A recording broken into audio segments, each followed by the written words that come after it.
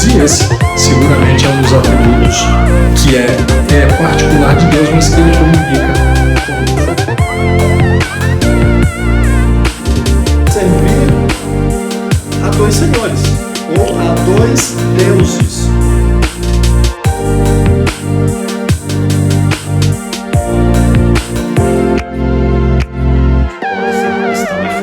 Nós falamos na aula passada, falamos de você é um advogado e advogado. Dinheiro, sexo e poder, isso é o material que nós estamos aqui, né?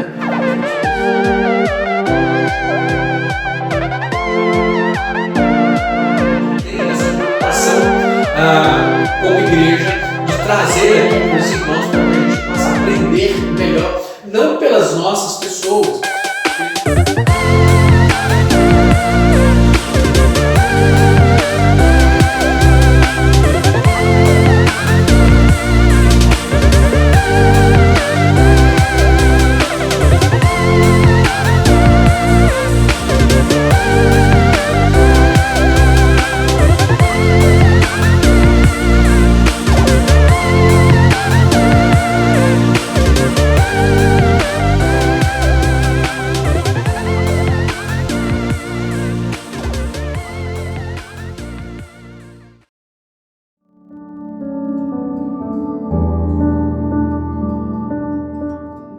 Graça e paz, irmãos.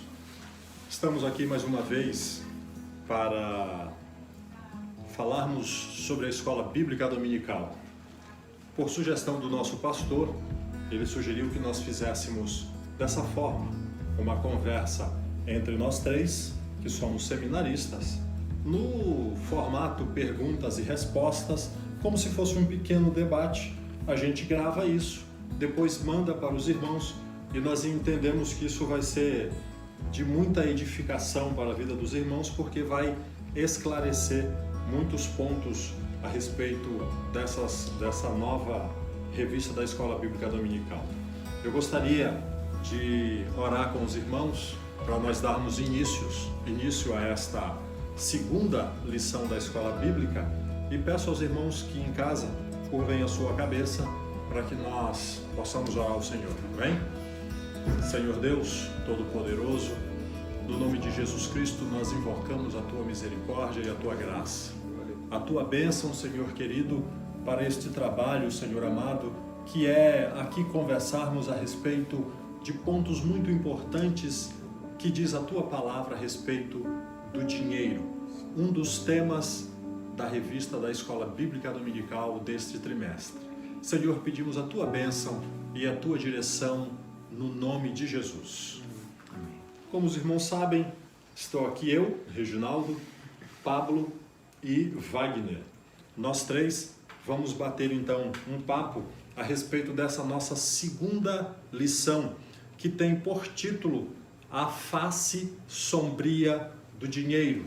É a lição de número 2, que os irmãos podem ver aí, A Face Sombria do Dinheiro. E o autor da lição, ele inicia a lição com um texto bíblico básico que está em Lucas, capítulo 12, versículo 15, que diz assim: Então lhes recomendou: tende cuidado e guardai-vos de toda e qualquer avareza, porque a vida de um homem não consiste na abundância dos bens que ele possui. Já que nós estamos falando de dinheiro, né? Esse é um dos temas mais recorrentes na vida de qualquer crente. Cabe aqui aquela pergunta direta: o dinheiro, ele é bom? Sim, o dinheiro é bom. Tudo que Deus criou é bom, então o dinheiro também é bom. Se nós usamos da maneira incorreta ou não, isso já é outro assunto. Muito bem.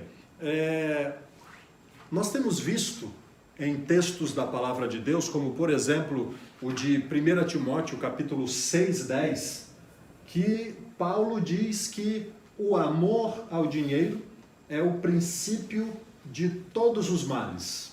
Então, como é que nós podemos dizer para os nossos irmãos que dinheiro é bom sendo que a palavra diz que o amor a Ele é um grande embaraço para a vida do crente. De fato, tudo que nos leva a pecar embaraça a nossa vida, né? Como foi apresentado pelo irmão Wagner, tudo que inteira a ser bom, quando reconhecemos que venha de Deus, não significa que pelo fato de ser bom, né, nós usaremos qualquer elemento ou qualquer criação que Deus venha a nos dirigir, nos faça por completo ou exageradamente bom demais, né? Mas de forma moderada, cabe a gente pensar como usar e a que nível de bondade isso pode nos fazer ou nos dirigir, e por aí vai. Wagner, o que você pensa aí? Repete aí a pergunta que você... A pergunta foi anterior. O dinheiro é bom? É claro que na resposta do irmão Wagner ainda cabe uma outra pergunta. Sim, sim. Ele disse, tudo que Deus faz é bom. Mas Deus, foi Ele quem fez o dinheiro? Ou o dinheiro é uma criação humana para facilitar o relacionamento social do homem? Essa é uma pergunta que a gente deixa aqui na mesa. Mas a pergunta subsequente a essa foi, o dinheiro, ele pode ser considerado bom, tendo em vista que o apóstolo Paulo, no capítulo 6, versículo 10 de 1 Timóteo, diz que o amor ao dinheiro é a raiz de todos os males. Aí o irmão já está falando de duas coisas distintas, né? Sim. Falando do dinheiro que Deus criou, ouro, prata, tudo que é de valor, vamos dizer que está relacionado ao dinheiro também. Mas aí outra parte que, falando do apóstolo Paulo, já é o destino que nós damos a isso. Nós damos um valor muito maior ao dinheiro do que ele tem que receber mesmo. Deus nos deu isso para que tivéssemos nosso conforto, para que soubéssemos usá-lo com qualidade, mas não dessa forma de idolatrar o dinheiro, substituir a Deus Todo-Poderoso, Criador desse dinheiro, pelo próprio dinheiro. Como o texto vai falar mais à frente, nós vamos discutir, nós estamos criando um Deus maior que o nosso Deus. Esse é o problema e é isso que o apóstolo Paulo está se referindo aí. Aliás, eu gostaria até de chamar a nossa atenção aqui para a dicção do texto. Veja que o texto não diz o dinheiro é o princípio de todos os males. Exato. Ele não está falando que o dinheiro é um problema. Ele está falando que o amor ao dinheiro é o princípio de todos os males. Porque se a gente teleologicamente pensar, a gente tentar entrar na cabeça do apóstolo quando ele está escrevendo isso, seguramente ele não amaldiçoou o dinheiro. Você vê que ele não amaldiçoou o dinheiro. O dinheiro é bom, desde que saibamos usá-lo para as finalidades essenciais para a qual ele foi criado. Imagine você ainda ter que adquirir as coisas mediante troca, as coisas não ter um valor de face, para que você possa dizer, olha, eu tenho tanto, eu vou ali, eu compro isso ou eu compro aquilo. Mas o apóstolo Paulo ele está se referindo especificamente ao amor ao dinheiro. Entendemos isso aí, não? Sim. Então, amor ao dinheiro. O dinheiro, ele pode ser perfeitamente utilizado. O carro foi usado, foi Deus que criou o carro? Não. Em última análise, poderíamos dizer sim, porque toda a sabedoria que o homem tem foi Deus quem deu. Mas o carro é fruto da capacidade de intelecção do homem, capacidade de conhecimento do homem.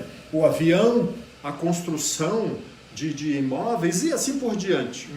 Entretanto, o carro é uma maldição, porque ele também foi criado pelo homem. A casa é uma maldição, também foi criada pelo homem.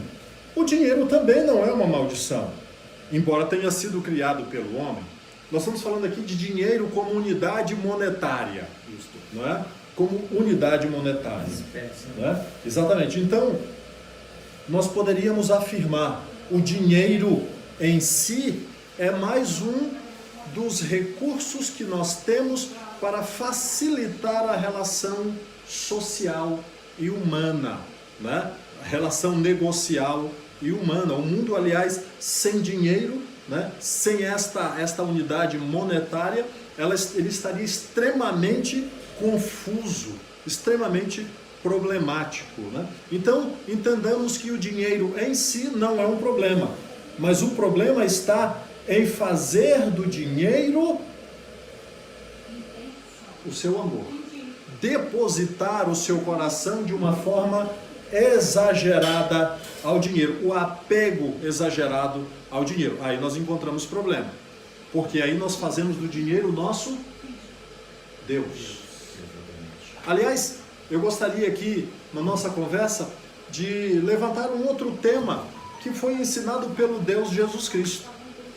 O Senhor Jesus Cristo, ele disse que não se pode servir a dois senhores, porque a gente há de aborrecer a um e amar ao outro, ou se aproximar de um e se afastar de outro. E aí Jesus Cristo, ele pega o dinheiro ou a riqueza, que o dinheiro nada mais é do que sinônimo de riqueza, e ele diz assim: vocês não podem servir a dois senhores, ou a dois deuses, a Deus e a Mamon. Nesse ensino de Cristo Jesus em relação a Deus e a riqueza, colocando a riqueza na condição de Deus, nós vimos que existe aí talvez a melhor expressão do que o apóstolo Paulo quis dizer em 1 Tessalonicenses 6,10, o amor ao dinheiro. O que os irmãos pensam disso? Como o autor do material em que nós temos, né, como lição, nos sugere, há alguns primeiros passos que dá para a gente pensar a partir de reconhecimento. Quando o irmão Reginaldo fala sobre o uso, né, e ser transformado em amor, né, como você usa aquele elemento da espécie monetária, e se esse uso, a partir desse reconhecimento exacerbado, né, se é que você pode extrair sentimento dessa espécie, né, apesar de que a gente vê pessoas ligadas muito mais às coisas do que próprio aos sentimentos, né, que há na humanidade. Então eu acho que o reconhecimento nos leva ao amor contrário deste amor que a gente conhece em amar a Deus e as pessoas, estando isso dentro dos mandamentos, né? Porque a nossa doutrina, ela é essa doutrina baseada naquilo do que Deus nos deixou como mandamento para que a nossa vida seja rica, e aí sim, não deste valor monetário, mas rico de toda essa infinitude de atributos divinos na nossa vida, quando o Espírito Santo nos dá esses valores, né, reconhecíveis por Ele, por Deus. Então, o irmão está querendo dizer exatamente o seguinte: amarás ao Senhor teu Deus sobre todas as coisas. Todas as coisas. E entre essas todas as coisas está também o dinheiro. O dinheiro, exatamente. Seria esse mandamento especificamente. Nessa linha. Quando a gente reconhece que há duas faces, né, neste elemento chamado dinheiro, que nos dá uma camada sombria quando o mau uso nos traz, né, esse elemento amor contrário a Deus, sendo aquele Senhor que não é o senhorio do Senhor, né? Isso sim nos faz correr riscos para desfazer esse amor perfeito, né? Porém, quando também o outro elemento de reconhecimento, né, que é a face luminosa deste valor de dinheiro, saber usar de forma saudável, dar limitações para este uso. Então a gente vai adquirindo, né, basicamente o mandamento de Deus, né, que ele está maior como amor a este amor que é o amor de valor em espécie, né, como a gente vê muito em outras pessoas, né, convertendo aí o amor de Deus para um amor menor, que é o amor ao valor das coisas. Seria mais ou menos não uma conversão, mas uma substituição. Uma substituição. A pessoa, ela pega o dinheiro e coloca o amor ao dinheiro acima do amor a Deus. Exatamente. Então seria uma substituição. Uma substituição. Aí é naquele aspecto, desculpa te cortar, seria naquele aspecto então que o Deus Jesus Cristo fala especificamente em Lucas, quando ele diz assim, não podeis servir a dois senhores. A dois senhores. Porque ele coloca o dinheiro numa condição de Deus. Né? Exatamente. Para a gente encerrar esse exemplo, Reginaldo, é muito comum a gente ver também, não sei se você concorda comigo, Wagner, as pessoas colocando a ligação aos valores materiais, porque o dinheiro é um valor que nos dá uma materialidade, ou pelo menos um poder dela, da materialidade, e aí a gente vê as pessoas colocando o uso deste poder maior do que o uso em poder se relacionar com pessoas. Então a gente já tem aí dois usos, né? Usar dinheiro e valores, né? E usar pessoas. O Senhor Deus nos ensinou através da palavra que Jesus nos colocou, de como a gente pode usar as pessoas dentro do nosso relacionamento. Como? Da melhor forma, amando-a. Então eu a uso para se relacionar amando, sem medir esforços, quando ele nos ensina a caminhar milhas além da nossa capacidade, da nossa limitação, né, ali dentro do relacionamento. Mas quando as coisas se tornam este relacionamento de amar mais as pessoas, né, do que o dinheiro, e isso é substituído, e aí a gente pode, enfim, exemplificar, né, aí sim, aí a coisa ela fica bem contrária àquilo que Cristo nos ensinou. Entendi. E aí, Wagner, o que você tem a dizer a esse respeito? Eu acho interessante que a revista deixa esse caso todo, esse imbróglio todo, na primeira página da revista aí, citando o caso dos vereadores da Prefeitura de Belford Roxo. Se encaixa bem nesse sentido, contextualiza o que nós estamos discutindo para o que nós vivemos hoje. Os vereadores de Belford Roxo, do município, eles foram eleitos para quê? Para servir a comunidade. Eles são realmente servidores da comunidade. Eles têm que pegar as preocupações da população e transformar aquilo em resultados para a própria população, em si resolvendo os problemas dela. Eles estão ali com a mentalidade de quê? De servir aos munícipes, aqueles que deveriam, né? Deveriam estar com essa mentalidade. Isso, servir aqueles que confiaram neles no seu voto, que realmente os colocaram ali. Perfeito. Mas aí, segundo a revista aqui no município de Belford Roxo, o que eles fizeram? No apagar das luzes ali, como diz o texto, digamos, num dia em que ninguém estava prestando atenção neles, fora de horário, todos achando que os camaradas já estavam em casa cuidando de suas famílias, eles estavam reunidos pelo bem do município? Não, em prol deles mesmos, aumentando os próprios salários, inclusive o salário do chefe do executivo, que é o presidente da Câmara, ia ficar acima do governador do próprio estado. Ou seja, eles estavam ali, como disse o Pablo aqui muito bem, eles estavam servindo a si, eles estavam ali em prol de si mesmo e não em prol do outro. Isto é o que ele disse, as pessoas estão colocando o dinheiro acima do Criador, não estão servindo ao Criador, mas servindo a criatura. É mais ou menos isso. É o que Jesus Cristo fala, que personifica Mamon, que é dinheiro, né? Personifica como se fosse uma pessoa. Então a nossa adoração agora está na pessoa do dinheiro. Entendi. Nós já então chegamos à conclusão aqui de que o dinheiro não é uma maldição e ele pode ser bom para ser usado. É claro que mal administrado o dinheiro, ele pode transformar-se numa pedra de tropeço para a vida de qualquer pessoa, inclusive do crente. Tá certo? Dentro dessa linha de raciocínio, nós podemos dizer então que o dinheiro pode nos trazer conforto? Sim ou não? Sim. O dinheiro pode nos trazer segurança? Sim ou não? Sim, com certeza. O dinheiro pode nos trazer uma vida mais digna, se administrado com sabedoria? Sim. O dinheiro pode nos facilitar para que a gente abençoe a vida do nosso próximo, do nosso irmão mais necessitado?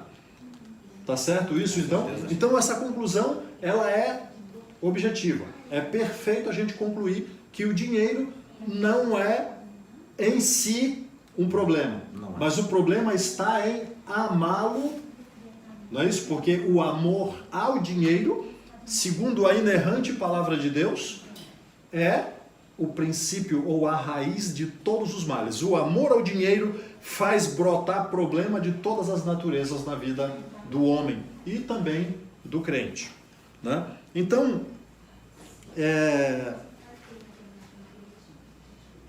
nós já vimos aqui o que significa o amor ao dinheiro.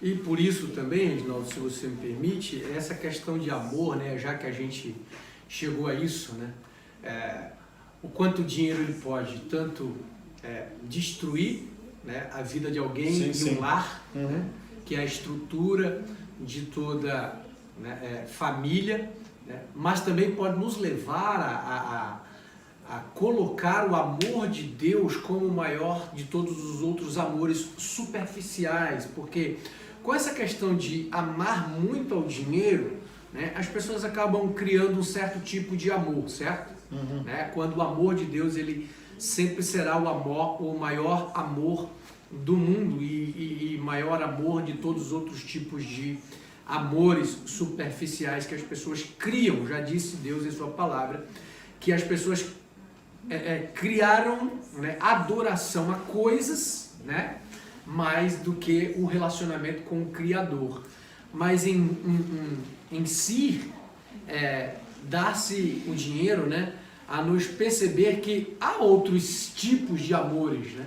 E é isso que eu creio que o crente ele deve estabelecer bem quando ele se aprofunda na palavra de Deus, que o amor de Deus é único, por ser perfeito, né? Mesmo havendo outros tipos de amores criados pelo homem, né? Não é um tipo de amor superficial, nunca será criado por Deus, pois Deus criou um único amor, né?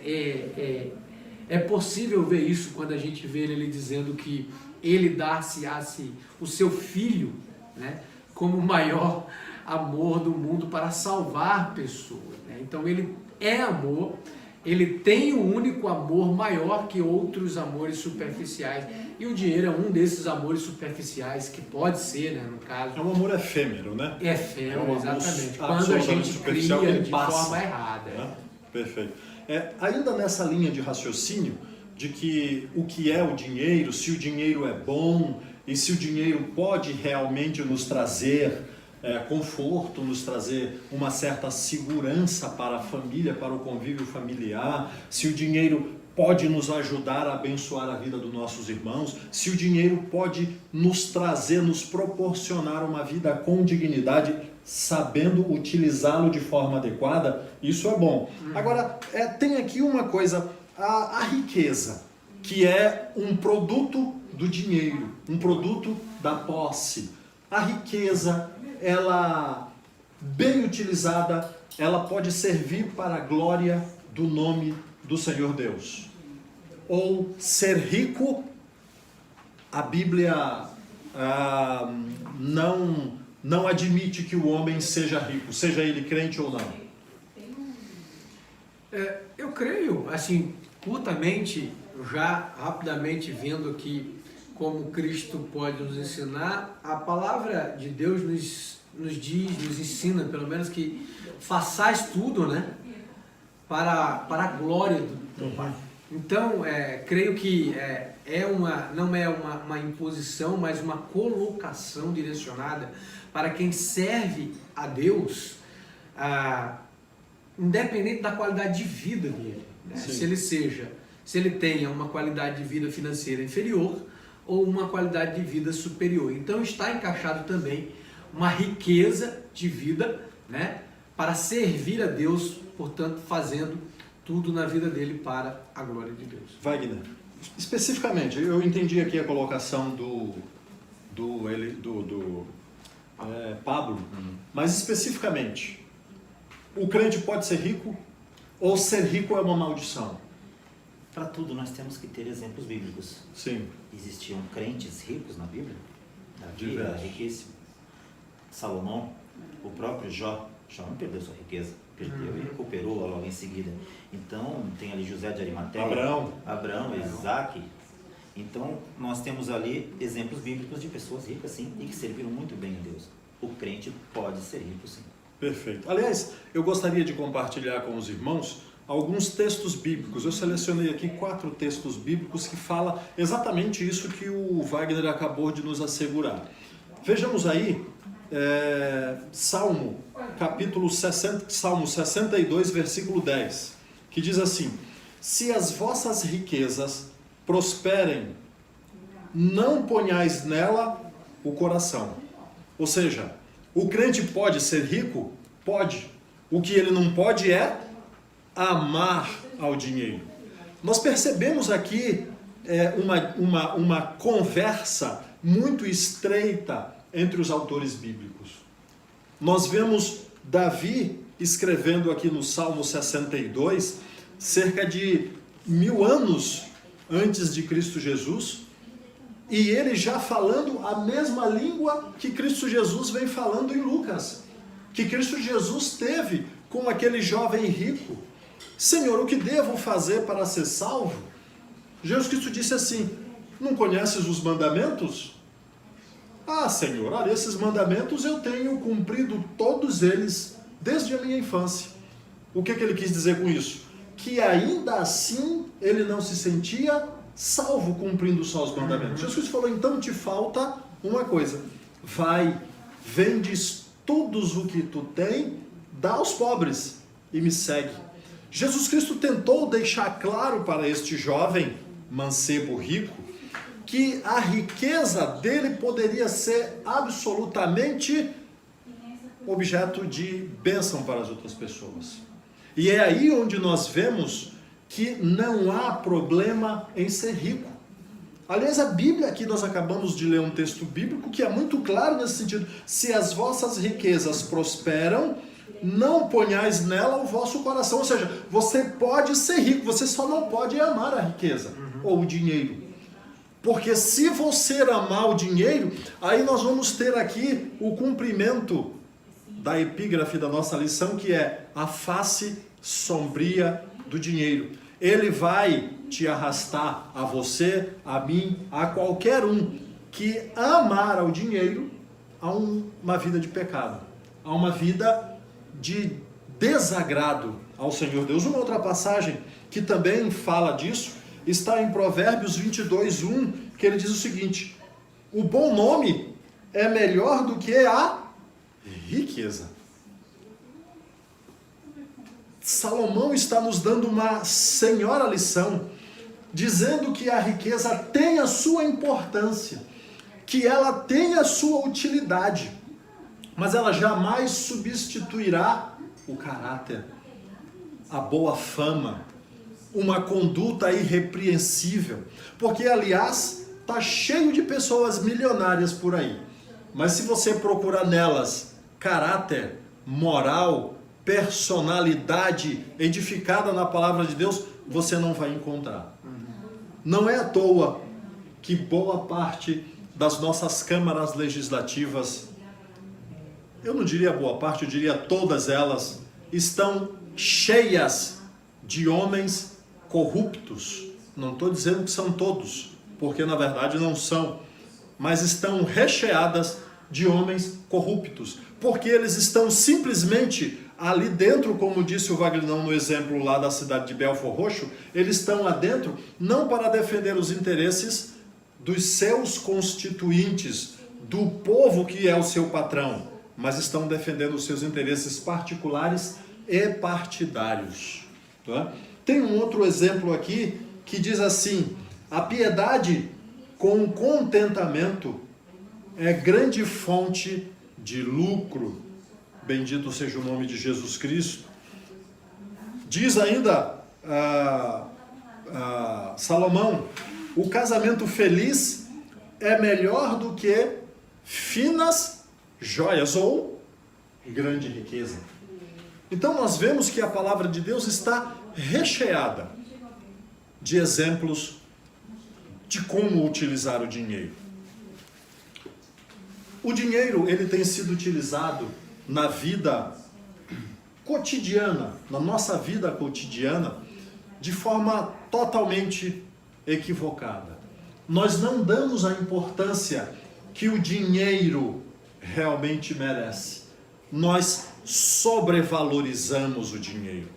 Nós, de fato, criamos o dinheiro ou utilizamos o dinheiro como a nossa fonte de esperança. Não é mais em Deus que nós depositamos a nossa esperança. Nós fazemos do dinheiro o nosso ponto de apoio e de equilíbrio. Nosso refúgio. O nosso refúgio. Gostaria que vocês falassem também a esse respeito, começando aí pelo Vagnão. Interessante que você falou aí do rei Salomão, eu também o citei, ele escreveu um belo provérbio aí, mas ele, para sustentar o reino poderoso dele, pomposo, com as 1000 mulheres, imagino que ele tem que realmente adquirir para sustentar 1000 mulheres ali, e ainda mais o reino. Ou seja, ele fazia o quê? Cobrava altos impostos. E, como diz um irmão que eu tenho aí, em detrimento do sofrimento de pessoas. Ou seja, as custas das pessoas do reino que pagavam altos impostos é que Salomão sustentava toda essa riqueza. E o que isso culminou lá no final? No final do reino dele? A divisão de Israel, a divisão de um reino instituído por Deus, que foi dividido graças a esse começo que teve com impostos muito altos feitos aí pelo rei Salomão, ou seja, um uso indevido desse dinheiro. Ou seja, aquilo que deveria ser um refrigério para a necessidade daqueles liderados, daquele reino que estava sobre a mão dele, ele acabou transformando aquilo num peso ainda maior para os seus liderados, né? Para os seus súditos, porque ele não aliviou a vida das pessoas. Nada obstante, toda a sabedoria, toda a riqueza e todo o conhecimento que tinha Salomão, né? Então, nós podemos dizer que a busca desenfreada pelo dinheiro, pelo poder e pelo sexo, olha o que pode resultar. Que, aliás, são os 3 temas da nossa revista: dinheiro, poder e sexo. Tudo isso tinha Salomão. Salomão tinha tudo isso, mas ele simplesmente deixou que isso escapasse por entre os seus dedos. Diga aí, irmão Pablo. Todas essas coisas parecem contraditórias, né? A gente vê pessoas de mais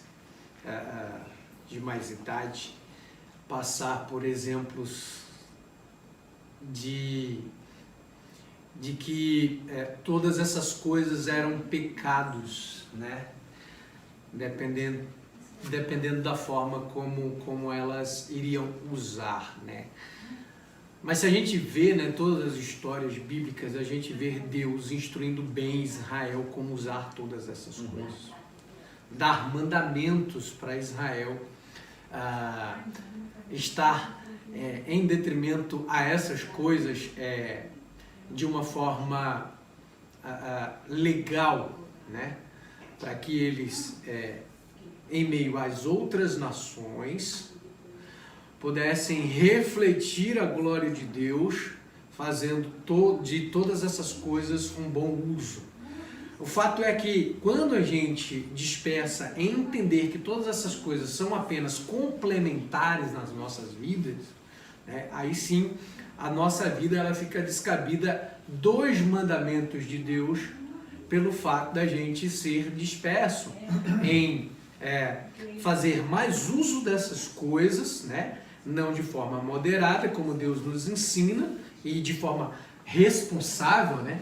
Seria essa forma humana cristã de fazer uso dessas coisas, mas quando não, aí sim o nosso coração ele é mais absorvido as leis sombrias que essas coisas nos traz, de que, né, a ser levado o nosso coração para a face luminosa desses mandamentos que Deus nos deu, para que a gente viva bem e em paz, né, com os nossos irmãos, com os nossos entes queridos, né? E aí a gente vê pessoas se escambando aí, e até mesmo no final de tudo culpando Deus.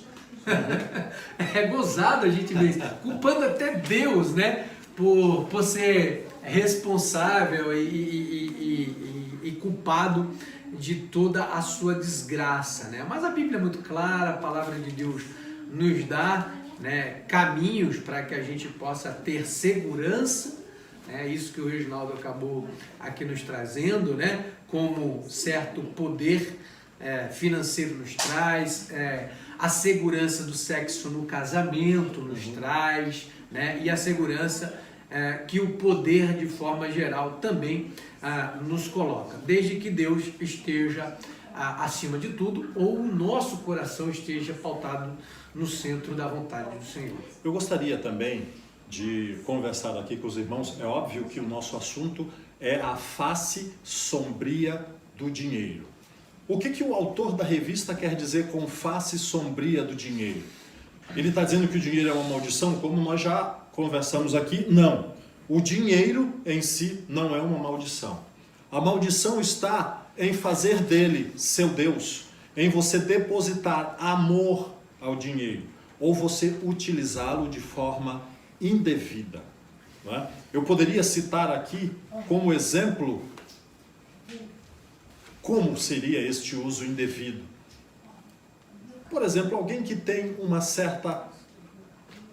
certo poder econômico, utilizar o seu poderio econômico para a compra de sexo, por exemplo. Boa. Para humilhar o seu próximo ou o seu irmão,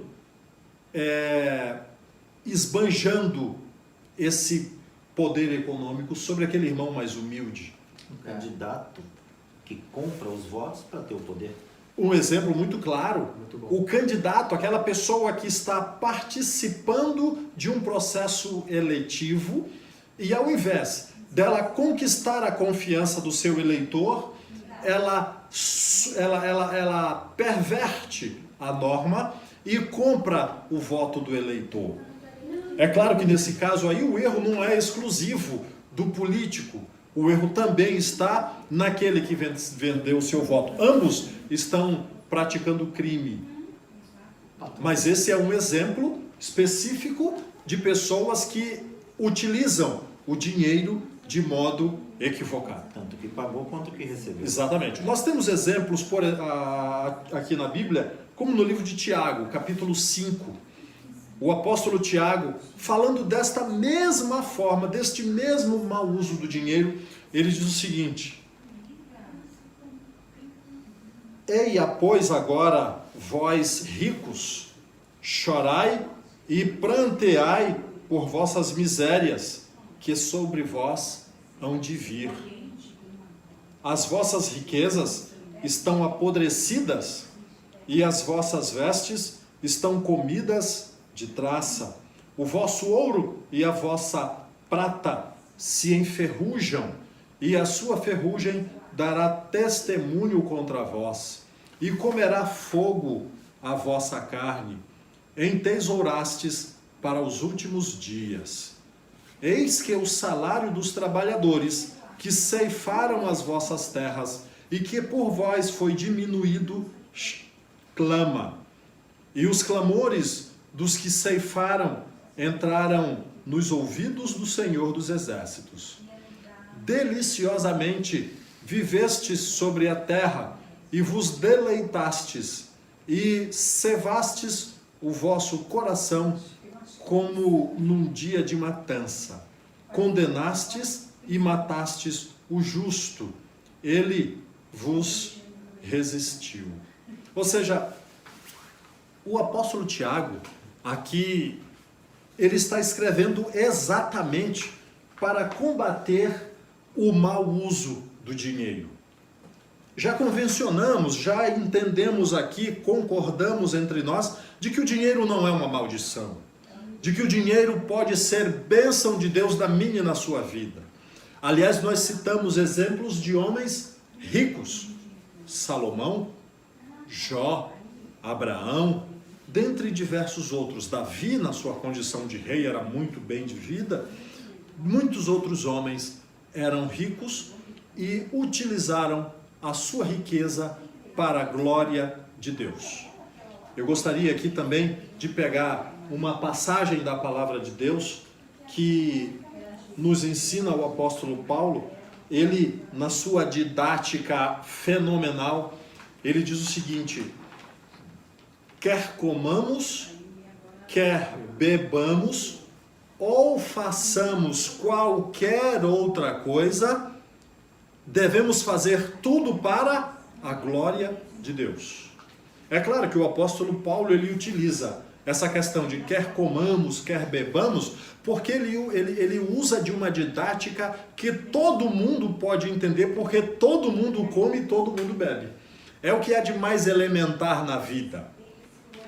Mas nós podemos ampliar este rol de citação do apóstolo Paulo e dizermos: o dinheiro que você tem, o carro que você tem, a casa que você tem, a profissão que você tem, o poder que você eventualmente conquistou ao longo de sua vida, a posição social, né, econômica, financeira, tudo isso nós devemos utilizar de que forma? Para nosso deleite particular e pessoal? O que é que vocês pensam disso? Não devemos totalmente para nosso deleite. A palavra é clara que a riqueza foi dada para o nosso conforto, para o uso daquelas necessidades que nós temos. E quando isso sobeja, quando isso sobra, realmente você pode abençoar outras pessoas. Jesus Cristo ali, como cita aí na revista, que é o texto de Lucas 6:24. Jesus Cristo está ali caminhando com a população daquele lugar, num lugar plano, e ali ele começa a falar dos bem-aventurados. Bem-aventurados que são perseguidos por amor ao meu nome, os que são injuriados, bem-aventurados os pobres, os mansos de coração. E logo em seguida ele faz uma antítese ao bem-aventurados os pobres. Ele fala dos ricos. Ali em 6:24 ele diz que, eu não esqueci o... Leia 6:24, está aqui na minha mão.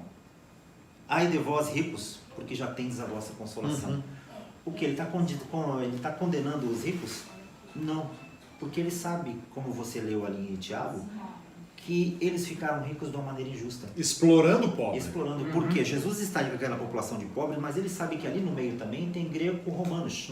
Gregos romanos. Os helenizados também, como nós dizemos, que são pessoas abastadas. E eles não conseguiram sua fortuna com trabalho, com de forma digna. Não.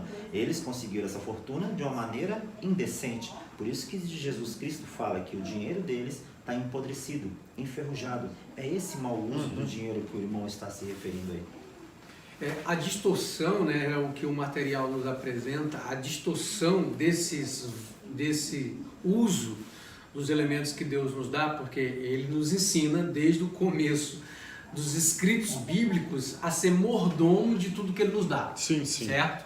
Então, quando a gente distorce, né, os valores, ou pelo menos o uso desses valores, ao mesmo passo a gente também acaba distorcendo aquilo que Deus nos ensina biblicamente a fazer, né? Porque a nossa vida, biblicamente, ela está interligada a tudo que Deus nos dá a tomar conta, a fazer de forma, né, gloriosa, né? E isso que o Wagner colocou, não só diretamente, né, o dinheiro enriquece as pessoas, como também o passo contrário, que é o fator exploração, suborno, tudo isso, né, que não leva dinheiro diretamente para as pessoas, mas que traz um retorno onde o dinheiro vai encher os bolsos de quem explora, né? E a gente vê isso muito bem escancarado na política, na cultura, né? No comércio, né? O mercado em si, ele é explorador. Então, se hoje você é patrão, por exemplo, e você negocia, né? Como de forma de um suborno para explorar o seu servo, o seu funcionário, para que você tenha um retorno em prol disso, isso é um pecado. Por quê? Porque faz do valor, né, monetário, do dinheiro, ser um valor distorcido, e isso não glorifica a Deus. Se você, claro, é um cristão, é mais perigoso ainda caminhar dessa forma. Nessa linha aqui, do que nos ensina Tiago, aliás, Tiago, ele era um combatente ferrenho da prática da exploração do pobre pelos ricos. Eu não sei se os irmãos já chegaram a ver, mas o contexto que Tiago, aliás, ele era odiado, ele era perseguido pelos ricos do seu tempo. Toda, basicamente, né? Por quê? Porque Tiago, ele se levantava contra os ricos do seu tempo. Na verdade, os ricos tinham algumas práticas que eram terríveis. Eles contratavam o trabalhador, mandavam o trabalhador trabalhar nas suas lavouras, extrair a sua vinha, o produto do seu plantio, e na hora de pagar, ele não pagava o salário. Aliás, na lei de Moisés, havia previsão de que o salário deveria ser pago diariamente. Não é mais como hoje, que a gente recebe salário mensal, mas o salário era pago diariamente. Hoje você tem geladeira, você pode comprar e conservar as coisas. Hoje os seus produtos são industrializados. Você pode comprar 5 quilos de arroz e deixar na sua despensa para ele te servir durante todo o mês. Antigamente não funcionava assim. As pessoas precisavam comprar diariamente. O salário era um salário muito baixo. Eram salários realmente que também havia previsão na lei de um mínimo que uma pessoa poderia receber por dia. Só que estes ricos, estes donos de vinha, donos de lavouras, ele contratava o trabalhador, a pessoa passava o dia inteiro trabalhando, eles não pagavam, e eles faziam isso por uma questão muito simples. Porque para que você pudesse cobrar ele e eles fossem obrigados a te pagar, eles tinham que ir perante os tribunais. E por que eles não iam perante o tribunal? Porque a melhor profissão do mundo sempre foi muito cara. Eles tinham que contratar advogados. E eles não tinham condições de contratar advogados. Não é que a profissão de advogado é cara, ela só é justa. Então eles tinham que contratar advogados. Como eles ganhavam muito pouco, ou seja, eles sequer recebiam o dia, eles não tinham condições de levar os ricos, os patrões, até as barras do tribunal para serem compelidos a pagar o valor dos salários dos trabalhadores. E isto a lei previa de forma tenaz uma reprovabilidade da parte de Deus. Por isso que Tiago diz aqui que o clamor do povo chegou aos ouvidos de Deus e que o Senhor Deus seria o juiz daquele povo, dando àqueles ricos a paga que eles mereciam. Na fala anterior aqui do Pablo, na fala anterior do Wagner, nós ouvimos eles dizendo que o dinheiro leva o homem a fazer tudo. Vocês concordam que as pessoas se casam por causa de dinheiro? Opa. Com certeza. Ainda mais nos dias de hoje. Né? As pessoas se divorciam por causa do dinheiro? Mais ainda. As pessoas matam por causa do dinheiro? Desde antigamente. As pessoas mentem e enganam por causa do dinheiro? Vocês poderiam dar... As pessoas roubam por quê? Fraudam por quê? Né? Por causa do dinheiro. E eu gostaria de ouvir consideração de vocês, exemplos de vocês, dentro dessas perguntas, dessa pluralidade aqui de fatores, de fatos que as pessoas cometem por causa do dinheiro. Eu me lembrei de um fato, Reginaldo, de um encontro com um amigo antigo, e que escolheu uma vida distante de Deus, mas que foi criado no lar, né? E tem aí um modo de vida com um gênero que não é natural, né? Portanto, ele escolheu viver uma vida de forma homossexual. Mas uma pessoa muito boa e tal, muito gentil. E conversando depois de anos de não vê-lo, né? Falando de Cristo e da palavra de Deus, né? Portanto, o que eu queria passar é que Deus não estava se agradando daquele modo que ele vivia e simplesmente ele falou que ainda ia na igreja, né? Que não era um cristão assim convicto, mas que considerava Deus e reconhecia Deus como o seu Senhor. No entanto, a vida dele estava prosperando e que isso era um sinal que Deus estava o abençoando. E a gente vê muito isso como mito, né? É mitológico, tornou-se mitológico dado ao passo que a gente vem tendo aí igrejas e doutrinas novas ensinando, né, a prosperidade como um elemento, né, de sacrifício de Deus para as pessoas. Ou seja, se as pessoas doarem ou pagarem, elas serão retribuídas, né? E isso é legal a gente perceber, né, pelo menos na nossa comunidade, para que a gente possa se educar e ser maduro em relação a essa questão de que se nós somos prósperos, isso é um sinal de fato que Deus está nos abençoando, ou o caminho contrário, né? Se há falta de prosperidade na nossa vida, Deus não está se agradando conosco, né? São perguntas que nós diariamente precisamos fazer. E visto, né, isso biblicamente, é correto pensar assim, né? Então, eu creio que quando a gente olha para a Bíblia, a gente tem claramente essas respostas, né? Eu estou entendendo aí, a pergunta do irmão seria, para simplificar, seria a seguinte: toda riqueza, ela provém de Deus. Toda pessoa que enriqueceu, ela enriqueceu licitamente e ela enriqueceu sob a bênção de Deus. Exatamente, é isso. Porque é interessante a gente dizer isso. Há muitas pessoas que são ricas, mas a sua riqueza é uma riqueza, como é que eu diria? Pagã. É uma riqueza, não no aspecto pagã, mas é uma riqueza espúria. É uma riqueza fruto da extorsão.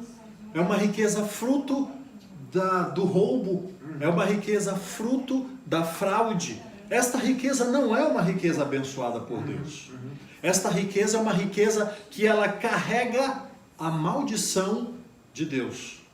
Ela carrega a reprovação de Deus. Para tentar melhorar o termo maldição, ela carrega a reprovação de Deus. Ela não recebe uma bênção de Deus. Agora, há pessoas que enriquecem honestamente, enriquecem como fruto do seu trabalho, como fruto de um desenvolvimento correto. Não é? Nós podemos citar exemplos, vários exemplos nós temos aí de pessoas que enriqueceram fruto de um trabalho digno, né? Que gozam de uma vida melhor porque trabalharam honestamente, levantam cedo, porque estudaram bastante, galgaram uma boa posição no mercado de trabalho, às vezes é diretor superintendente de uma empresa, às vezes é presidente de uma empresa, ganha salário de 100 mil reais por mês. Isso tem, e essa pessoa enriquece, ela vai ficar com uma posição social muito confortável. E ela fez isso de forma injusta? Não, ela conquistou isso com um trabalho digno.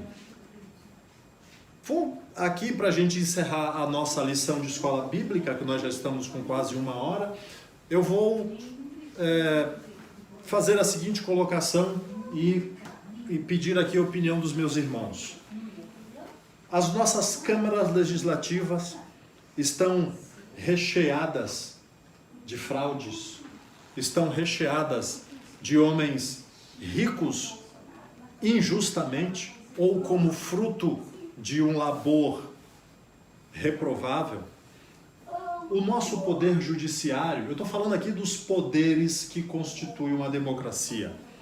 O nosso poder judiciário está com um bom número de pessoas que enriqueceram injustamente, vendendo sentença, recebendo dinheiro por fora. Nós temos governadores, prefeitos, deputados, vereadores, agora falando aqui do Poder Executivo especificamente, governadores, vereadores e presidente da República, isso não só no Brasil como no mundo inteiro, que estão multimilionários e esta fortuna que eles têm é fruto exclusivo do seu trabalho com o salário que eles ganham? E aí? Você suscitou uma discussão teológica que não cabe aqui, não está na revista, mas essa riqueza injusta é Deus que dá e a riqueza justa é Deus que dá e a injusta é o diabo, digamos. Mas essa não é uma discussão agora, mas é interessante, você me aguçou essa discussão aí. Mateus 6,19 diz que para não ajunteis tesouros na terra, onde traça e ferrugem tudo consome, onde os ladrões minam e roubam. Tudo gira em prol do materialismo. Então estas pessoas que fazem todas essas injustiças, que acumulam riquezas de uma maneira imprópria para si, é por causa do materialismo. Ela está ligada e quer cada vez mais e mais... Amor ao dinheiro. Isto, amor ao dinheiro. Em Eclesiastes 5, de 17 a 20, Deus está falando que toda a riqueza e todo o poder que o homem tem, isso é dom de Deus. Amém. Então ele dá para que nós usemos com sabedoria isso. Mas esse pessoal que você coloca que consegue isso injustamente, pode ser Deus também dando para eles, para que eles façam uso de alguma maneira segundo a vontade de Deus. Deus tem planos que nós não entendemos realmente, mas essa maneira injusta nós temos que trazer hoje também para o contexto do crente, porque nós trazemos para a nossa comunidade, que não é uma comunidade assim, digamos, tão abastada financeiramente, mas nós temos que tomar o cuidado do pouco que nós temos, usá-lo com honestidade, principalmente ganhá-lo com honestidade. Tu imagina um crente que faz um gato na luz, faz um gato na água, um crente que trabalha, digamos, como entregador de gás, ele pega 10 botijões de gás e transforma eles em 11, fazendo aquele esquema que alguns fazem, ou seja, para ganhar um botijão a mais ali. Uma pessoa que vai no mercado e de repente esconde um chocolate, uma pessoa que vai numa farmácia e coloca um remédio dentro da jaqueta. Quando você compra 1 quilo de arroz, o camarada, ao invés de colocar 1 quilo, ele põe 900 gramas. Uma coisa que acontece muito também, que são esses chamados psicos, que são essas pessoas que andam pelas ruas sem realmente uma condição social boa, elas passam vendendo coisas na nossa porta. Você compraria ali um iPhone por R$500 de um psico, de um vendedor? Você compraria um carro ali, digamos, uma moto que custa muito dinheiro por um valor menor, sabendo a procedência daquelas peças ali? Ou seja, você se locupleta dessas facilidades para aumentar o seu dinheiro, para aumentar a sua renda? Ou você confia no Senhor? Então não é só aquele que tem muito dinheiro, mas também nós, na nossa sociedade, temos que tomar cuidado em administrar e em como ganhá-lo. Este uso do dinheiro, o uso do dinheiro, ainda que a gente não o coloque como Deus, que a gente não deposite no dinheiro, por exemplo, a condição de Deus como Jesus Cristo colocou, ainda que a gente utilize o dinheiro de forma trivial, mas este exemplo do Wagner é um exemplo muito importante para a gente levar em consideração. Eu ganho um salário de R$2.000 por mês, mas eu quero ter uma vida social com bens e patrimônios que o meu salário não me possibilitam. Aí eu vou querer ter um telefone iPhone, que você sabe que é um produto caro, que para você comprar, você precisa ganhar um certo valor, ou então você vai pegar o seu salário e vai concentrar todinho só para comprar um telefone. Pelo menos durante um ano você vai passar ali apertos para comprar um telefone. Ou seja, você acaba sacrificando a manutenção da sua família, sacrificando uma vida digna para obter alguma coisa fútil, que é um aparelho de telefone. Por quê? Porque você quer demonstrar para as pessoas com quem você age no dia a dia que você tem uma certa estrutura financeira que na verdade você não tem, né? Isso é também uma forma de você querer demonstrar aquilo que você não é. Eu conheci um pastor chamado João de Queiroz. Ele utilizava um provérbio que ele dizia o seguinte: quem quer ser rico sem ser, fica pobre sem querer, né? Ou seja, a pessoa não tem condições de ser rico, ela não tem estrutura para isso. E quando uma pessoa quer ser rico sem ser, ela vai lançar mãos de bens que ela não pode ter. Exatamente. E ela vai acabar ficando mais pobre do que ela já era. Exatamente. Então isso é muito ruim, né? Eu queria aí, para a gente encerrar, umas considerações do Pablo, para a gente encerrar a nossa lição desse domingo. Bom, tudo que a gente ouviu aqui, né, e acabou entrando nesse consenso bíblico é que quando se tem maturidade cristã, né, a gente enxerga que a nossa vida ela é cada vez mais esclarecida à luz da palavra do Senhor, porque são exemplos práticos que a gente vê à nossa volta, e quando se escolhe caminhos, né, dentro dessa praticidade da nossa vida, onde que o dinheiro seja maior, ou seja, o valor, né, de viver, aí sim, isso acaba sendo um vínculo de distorção daquilo que Deus tem como propósito para a nossa vida, né? Também percebe-se que com essa face sombria, né, que o dinheiro ele nos traz, a gente pode aprender muito bem a fazer esse caminho de lei de Deus, né, de uma forma em que agrade Ele, sendo a pessoa responsável, um cristão de fato, que exerce esses mandamentos que agrada a Deus e que ame o próximo. Por quê? Porque as nossas riquezas será pautada naquilo que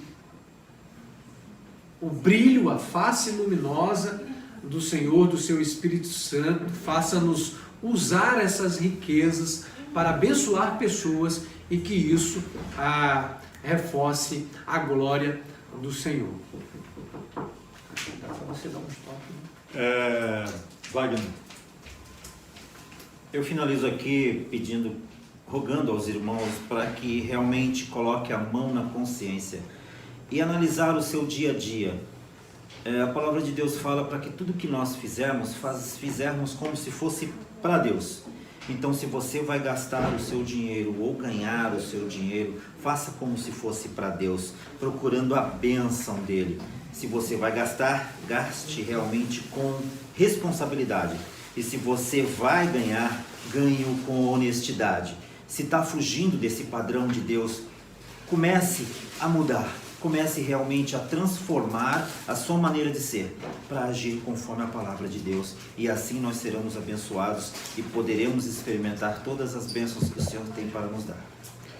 Então, em conclusão a tudo que nós vimos hoje à noite, é interessante nós colocarmos na nossa cabeça o seguinte: dinheiro não é maldição, dinheiro é uma bênção, né? Pode ser uma bênção de Deus na sua e na minha vida, desde que nós saibamos usá-lo com sabedoria e principalmente para a glória e para a honra do Senhor Deus.